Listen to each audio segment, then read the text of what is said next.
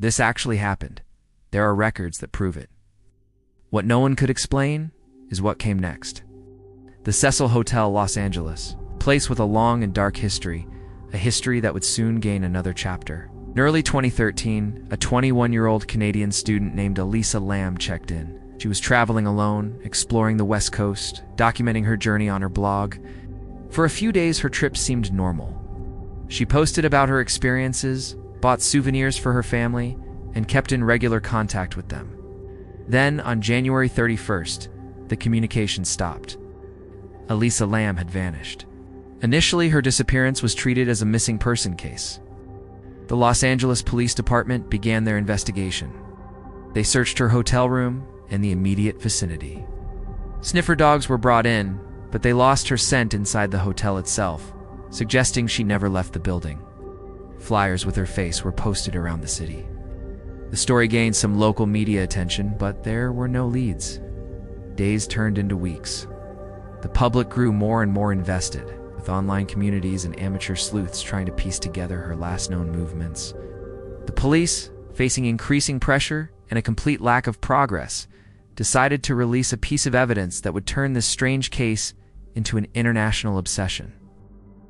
It was a video. Security camera footage from inside one of the Cecil Hotel's elevators recorded on the day she disappeared. The video is approximately 2.5 minutes long, and it is profoundly disturbing. In it, Elisa Lam is seen entering the elevator. She presses multiple buttons. The doors, however, do not close.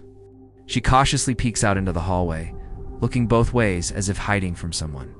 Then, she quickly retreats back into the corner of the elevator. A moment later, she steps out again, standing just outside the doorway. She makes a series of strange, almost ritualistic hand gestures, her fingers twisting and her arms moving unnaturally. She appears to be speaking to someone just out of frame, though no one else is visible. After a few more seconds of this bizarre behavior, she walks away down the hallway, and the elevator doors finally close. This was the last time Elisa Lam was ever seen alive. The release of the footage had the opposite of the intended effect. Instead of generating helpful leads, it only deepened the mystery and fueled wild speculation. Her behavior was analyzed frame by millions of people around the world. Was she having a psychotic episode? Was she under the influence of drugs? Or was she interacting with an unseen pursuer, someone who was threatening her just beyond the camera's view? The police confirmed that a toxicology report was pending, but publicly, they had no answers. The internet exploded with theories, some plausible. Others venturing into the paranormal, citing the Cecil Hotel's sinister past.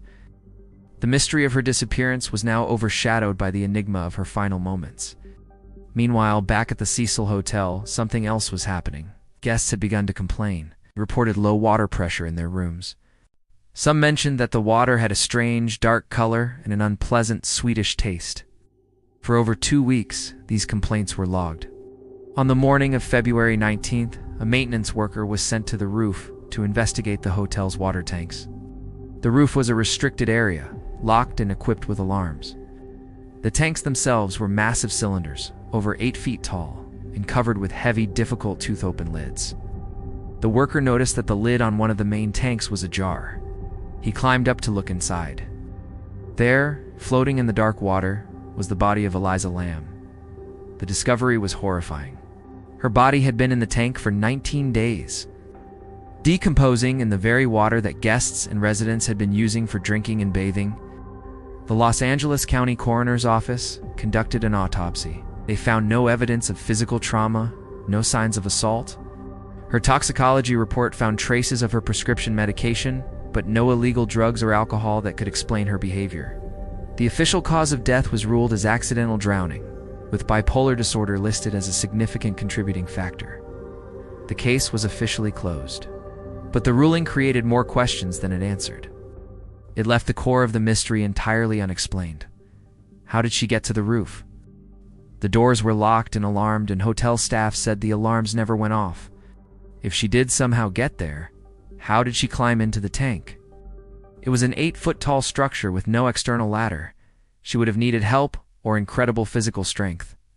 And even if she managed that, how did she close the heavy lid from the inside? The maintenance worker had stated it was closed when he found her.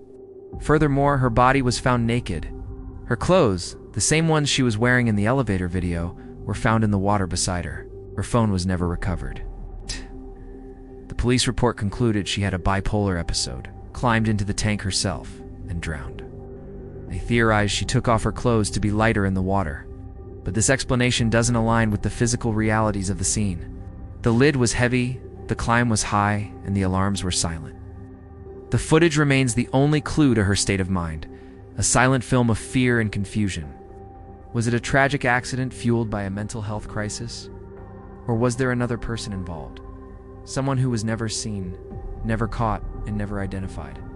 The facts are recorded, the evidence was collected, the official report was closed. The explanation was never given,